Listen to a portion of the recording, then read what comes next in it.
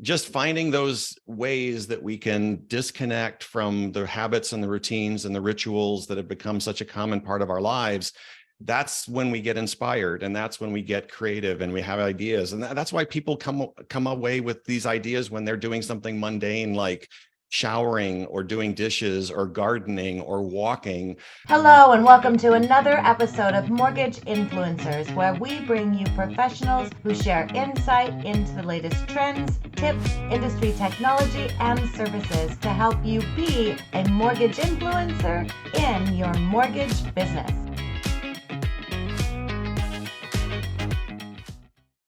Ginger with the zinger. All right, girl. All right, girlfriend.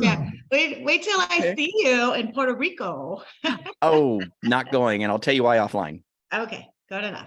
Yeah. Hey, welcome to another episode of Mortgage Influencers. My name is Ginger Bell, and I have with us our other host today, Frank Garay, in Northern California. That's right. Get it right. Coming from Denver, Colorado. Today I'm in Atlanta, Georgia, on the other side. And we have a special guest today who I'm very excited to have you meet. And that is Blaine Rada, who is the National Sales Trainer. See, I messed it up already. Director. Professional design. We went through this whole list. Designer. But I did call him. I say I'm a huge fan, and he's with National at the RHMI. Thank you. And I've known Blaine for years, but I'm excited to have him here to talk about really what he does to have an influence. And I'm going to start off, and then I'm going to ask you a question, because I actually brought your book from Soar Souls to a Soaring Soul with me, and it's been my little reading companion on my travels to Atlanta. So thank you for that. But I love this quote. It is, "The real voyage of discovery consists not in seeking new landscapes, but in having new eyes." And I found that really so insightful for a lot of what's happening in the industry right now, right? Yeah. But really just, kind of how it segues into everything you did about this book. So thank you for joining us, and let's dive right in. Yeah, glad to be with you guys. Cool. So let's hear about that book. I love that quote, by the way. Yeah, that's really, really cool. So the book was not a planned event. I mean, I've for many years I have thought, boy, I should write a book, and I didn't know if it should be a business book or just a book reflecting on personal experiences, which frankly, other than my family, who'd really be all that interested in that. But in 2018, I took a month off to disconnect from my life and travel to a foreign land where I hardly spoke the language, and walked 500 miles across Spain. And it's actually a thing that millions of people have done for over 1,000 years, called the Camino de Santiago. And what inspired me to do it was a movie that I'd seen starring Martin Sheen. I want to say maybe it wouldn't have been 20 years ago, maybe 10 years ago. And it's called The Way. And it features this journey in that movie. And when I saw it, it was just one of those things that I said at the time, I will do that. And I didn't know when or how or why, but I knew I would do it. And in 2018, I did it. And when I came home and was kind of processing the journey, and I had photos, and I had, selfie videos that I had taken recording my thoughts and reflections, and I had notes that I had made. And I was going to put together basically a summary of my trip for family and friends that might be interested in knowing more about it. And as I got into the writing of it, I realized this is kind of the biggest writing I've ever done in terms of the length and the breadth of the writing. And I had always wanted to experience that journey, the journey of becoming an author. And so I thought, well, why not? Why not take this experience that I've had, write a book about it that would be not only interesting for people who are considering something like the Camino, but also just, a book about life lessons and lessons learned along the way. And so that's what I did. So in 2019, I published the book. And it's really led to tremendous opportunities. I mean, talk about an opportunity to influence by having a book, even though it's not, quote, a business book. I developed a keynote presentation actually, while I was on the walk, I had, the ideas coming to me, and I was literally like rehearsing it in my solitude as I was walking, miles and miles every day. And so between a keynote presentation and a book, even though it's not mortgage related, and I speak primarily to mortgage people, it really resonates. And it really is something that people have found to be inspirational, to kind of really cause them to reflect on their life and their work and their business and their careers and their family. And so it's been wonderful for me to be able to kind of continue the journey, because honestly, when you do something like walk 500 miles across a country, it would be really easy to just kind of check that off your list when you're done and get right back into your life as usual and not have it be something that lives on. And so the book and the speaking about it have kept it alive for me, which has had tremendous benefit to me personally, to be able to keep it alive. I am like so inspired right now. You're fast. I had no idea we were going to talk about this, and this is what this book was about. This is absolutely incredible. It's amazing. It does. It's an unusual thing, right? So it's not kind of like the normal conversation topic. And I of course could talk about it for hours. So I'm happy to take any questions or anything that you'd like to discuss about it. But obviously, this is your show. So I'm here to speak to whatever you'd like me to talk about. Okay, and I'm just being funny here, but boy, oh boy, what a great way to lose some weight, right? I mean, trekking 500 miles, that'll trim you up. I did lose 20 pounds, which I've since, of course, gained entirely back, plus then some. But dang it, it's hard to, and it's not like I ate well. I mean, I ate whatever I could eat, so I had a lot of sugar and caffeine and things to kind of keep me fueled. Yeah, but it's hard to duplicate walking nine hours a day in your normal life. Incredible. Let me ask you this. When you did that, is it with a group of people? Are you all in it together kind of a thing? Or are you a solo guy with a map and a booklet on how you get from one place to the other? What was it? Yeah. So for me, it was solo. I mean, you're interacting with people all day long. I mean, there's times when there's nobody around you, but for the most part, I mean, there are on any given day, there are hundreds, if not thousands of people who are starting this trek. So it's not like an annual event. People just it's like all the time, anytime. Yeah, I mean, in the winter time, obviously, because of weather, not a lot of people do it, but certainly every other season, there's tens of thousands of people that do this every year. So you're certainly interacting with people along the way, but I chose to do it by myself. I mean, I had a guidebook and I had everything I needed on my back.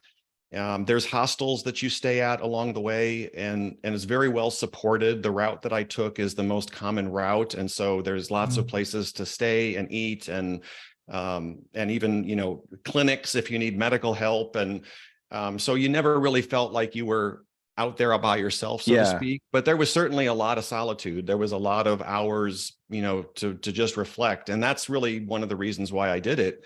Is I wanted to transform. I wanted to come back a better version of myself.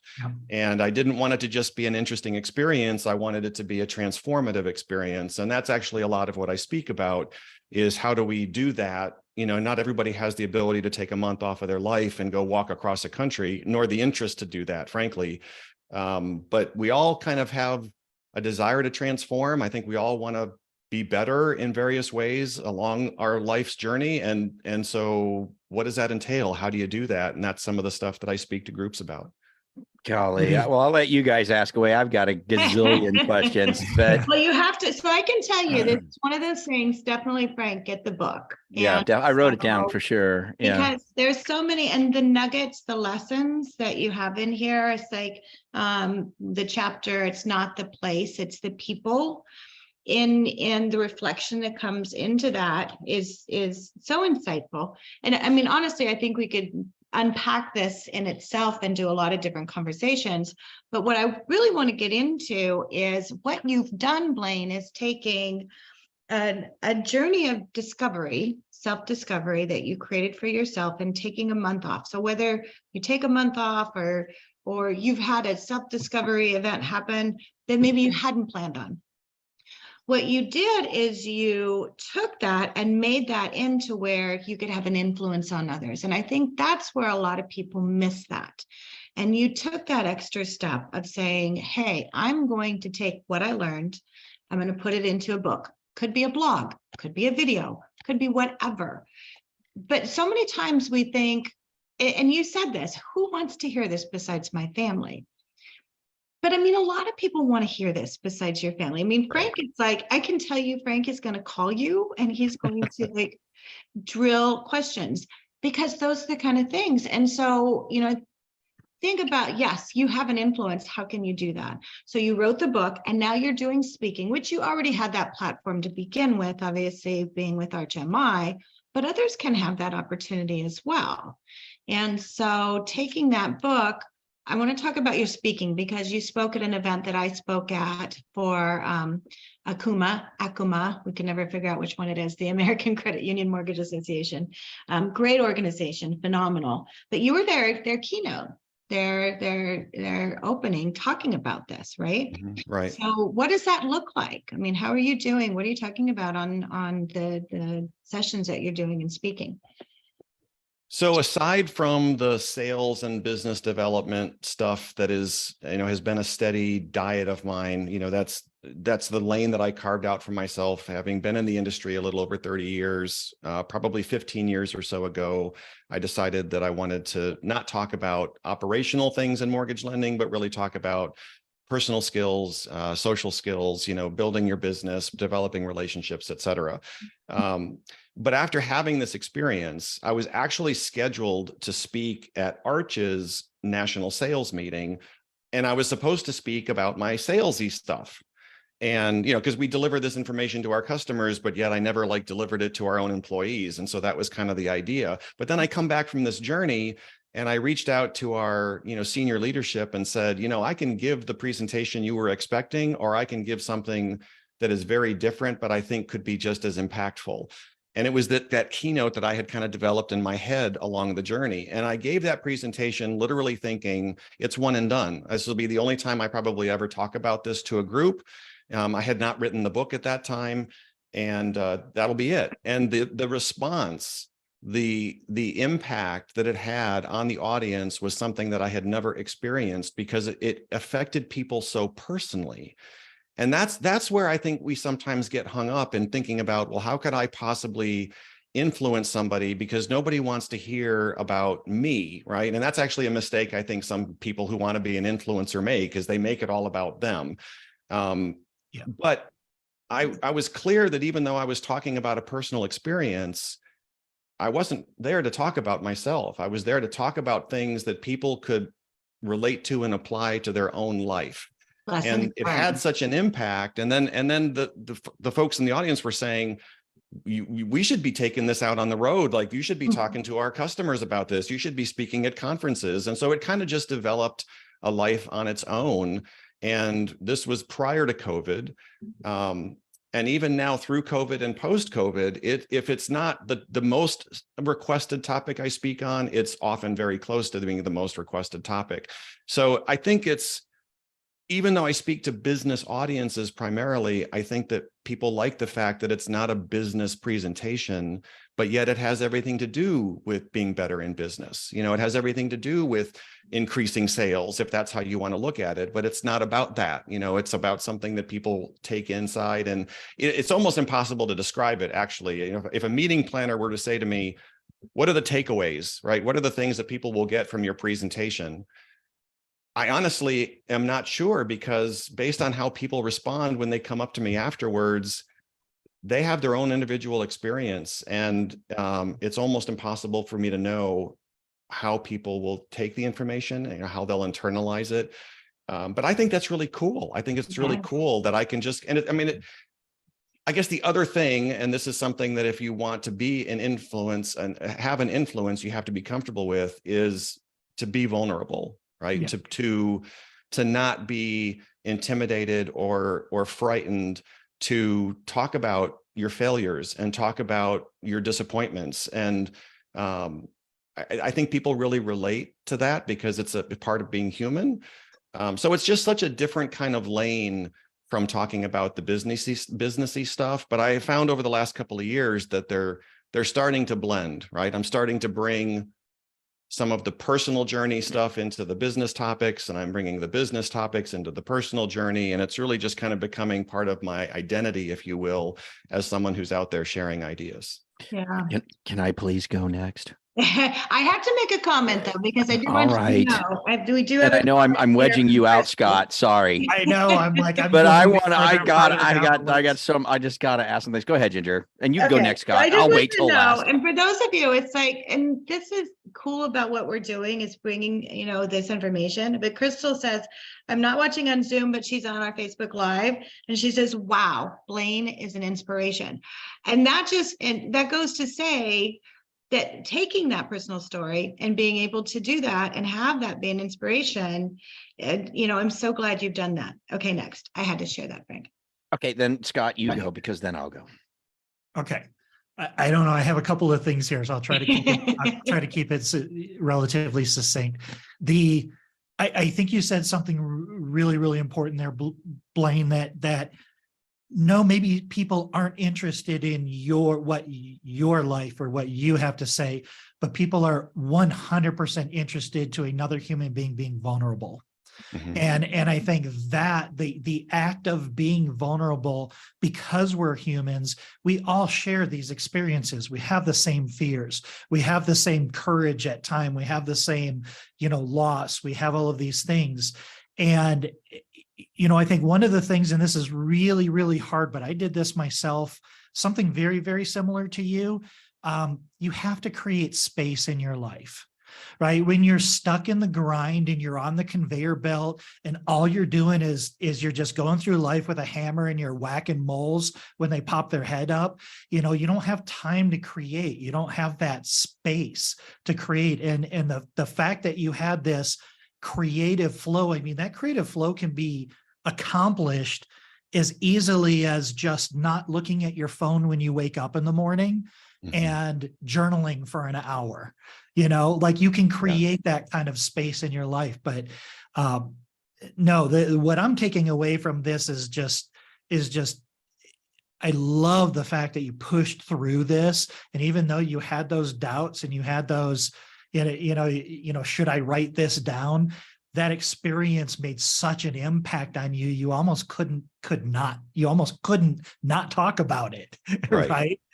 Yeah. So no, that's a beautiful, beautiful story. And what I'm really pulling out of this is it doesn't matter what you have going on in your life, especially in a market like today, when the opportunity is only what the opportunity is. It's not like we have an opportunity to go out there and grab a bunch of market share. This is a good time to create space. Mm-hmm. and let the creativity flow and look around and maybe dispel of old myths about who you are and what you think you should be doing and how you should be growing your business. But no, this is just really, truly inspirational. And that's an absolutely beautiful story. I love it. Well, thank you. And it doesn't have to be taking a month off and walking 500 miles, right? That's the journey I took. And that kind of journey works for me. It's the kind of thing that I'm attracted to, the physicality, the endurance, the difficulty. But one of the things it's burning the ships. Like it's like once you made the decision, there was no going back. Right. But I don't ever want people to think that that's what they have to do to not only transform themselves, but to kind of tap into this creativity that you're talking about. Mm-hmm. There's a quote from, I think it's Anne Lamott, and I'm going to not remember it exactly, but something along the lines of, everything tends to work better when it's unplugged for a bit, including us, mm-hmm. and I think just finding those ways that we can disconnect from the habits and the routines and the rituals that have become such a common part of our lives, that's when we get inspired, and that's when we get creative and we have ideas. And that's why people come away with these ideas when they're doing something mundane like showering or doing dishes or gardening or walking, because you're kind of removing yourself from the busyness of our normal lives and you're just allowing yourself to have a little space. Yeah. So this is all just so cool. And a couple quick ones though. This is a little self-serving. Can you condense this down to a 30-minute presentation by chance? I don't know if I've ever done 30, although I actually, now that I think about it, I think I've done a 30-minute version. It's obviously very condensed. Good to know. I We'll be talking soon. Yeah, we'll be talking Frank soon. happens to have a 30-minute slot every Monday through Thursday. What's the title of your keynote? What do you call it? What's the presentation name? Well, the title is really what Arch came up with, when they decided this was the thing I should do. And I think it's along the lines of journey to success in business and life. Okay. All right. Yeah. And one thing I really want to highlight too is that Arch, this is something that's obviously very personal and important to me. And yet Arch has given me, because of the platform that I have and because of the trust that they have in me, they've allowed me to speak on this. And the book, by the way, when I wrote the book, it became crystal clear to me that this was not something I should personally profit from. And so any profits that I get from book sales, which honestly, unless you're a famous person, you don't make a lot of money selling books, right? Yeah. But any profits that I get from book sales, I put into charities that support the Camino. So I try to put it right back into the, that organization. That is cool. And that's one of the reasons why I think Arch is supportive of me talking about it, because obviously you're not profiting from it. Yeah. You're selling books. Yeah. That would not be cool. That's not cool. So here's, and those first two that actually, they're very self-serving on my behalf, but here's what I really want to know. What did you learn about yourself on that journey that surprised you the most? I think one of the things that it did for me, the only way I can describe it is that it opened my heart. Okay. And I didn't know it was closed. You know what I mean? And I don't mean literally that it was closed, that I was this unfeeling, uncaring person, but I didn't know how much more it could open. Wow. And that was a surprise to me. And it was a beautiful thing. And it was one of the things that I was concerned when I come back and I get back into my normal life, is it going to close up again? Because I can't duplicate this experience in my regular world. And so I've been very mindful of, okay, maybe it's closed up a little since I've been back, but I'm trying to keep it open. I'm trying to kind of, keep in touch with the emotional way that I was experiencing things, which is not something that's normal for me in my day to day. But yeah, I would say that was the biggest surprise, is just kind of the opening of my heart, the experiencing of things at a very deep emotional level that I was not expecting. Awesome. I love it. Just awesome. So a couple of things here. What you're talking about, what I think is something to get into, whether it's you're already doing it or maybe in this podcast. I know definitely we have a Mortgage Influencers boot camp, which Scott and I are planning, which will be in May. We'll have information coming soon. We're actually going to be doing a call after this to set it up. But what I would love to see, if you're open to it, Blaine, and if Arch would, be a partner and having you be there, is to do a session. And this is what I'm thinking, to be able to say, okay, from what you had for your experience, and people have experiences in your life, right? How do you take that and turn that into, whether it's a book, whether it's a, podcast, whatever that is, how do you do that to where it can be a part of you and a part of, your word and your message and your marketing and your influence and all those things. So that's really what I'd like to be able to kind of the next step. And I don't know if you do anything like that already for Arch. I haven't, but that's certainly something that I think is something I could do and something I'd really enjoy thinking through and putting together. There are occasions in a given year when I'm, there's a request for something that would not necessarily be something Arch would support. And generally what I do with those, as long as it's not a conflict of interest, is I just do those on my own time. So we would cross that bridge, as we need to, but one way or the other, as long as I would be available, on the dates that you're putting something together, I'd certainly be interested. Yeah. Yeah. Well, I'm in Atlanta, so you know who I'm going to go have a drink with while I'm here, right? Probably. Yeah. I'll put a little bug in her ear. So that's good. Okay, so I'll open it up for questions. If anyone wants to post those there, or if you guys have any questions that you want to ask. So while we're waiting for questions to roll in, Blaine said something and you just said something, Ginger, that kind of connected some dots for me. We used to separate business and personal until the internet. And then social is supposed to be you building that social, that networking, that relationship that's outside of your business, and you tying in your business with your personal life. And I forget what you said, Blaine, but you said something about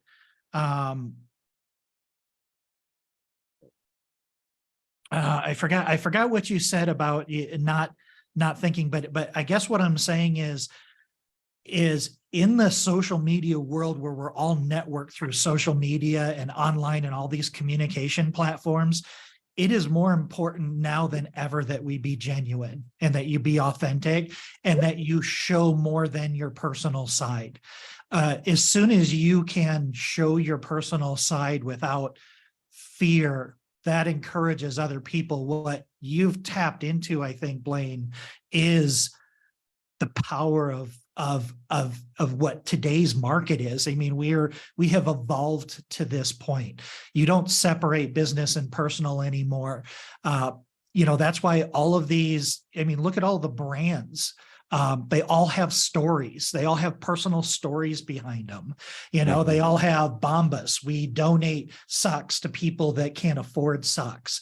And so I think this is a really good thing. Yeah, I really hope we can figure out how to get you out there, because I think this kind of mindset, and plus what you did, is so much more spiritually rewarding than closing loans every day. It's okay to grow your soul and your heart and be in business at the same time. And we have an opportunity to do that through content. Yeah. And my belief is that, that makes you better at closing loans, right? It absolutely does. Becoming a better human makes you better at everything that you have in your life. So yeah, for sure. Yeah. I think that segues right into something I wanted to ask you, exactly what you asked, Scott, and how you answered it, Blaine, is when you got back from that and you entered back into the world of business, right? Is there something you can pinpoint, or there's probably many things, but is there one thing in particular you can pinpoint, like, I'm going to do this part of this differently this time? Or did you know what I'm trying to say? Like, was there something that you changed in how you approach business now that you came off of this trip? Does that make, and maybe there's not an answer for it. I didn't have an intention. Yeah. So I didn't have a specific, I didn't have a specific list of how I wanted to be better when I went into it. Right. And I didn't have a specific list of how I had become better or how I wanted to stay better when I got back. Okay. But what I did discover along the way, and again, it was partly the writing of the book, the developing a presentation around it, was the value of being totally myself and being willing to be vulnerable, and knowing that not everybody's going to like that, right? And I think that's one of the reasons why people are afraid to be themselves, is they don't want to turn some people off.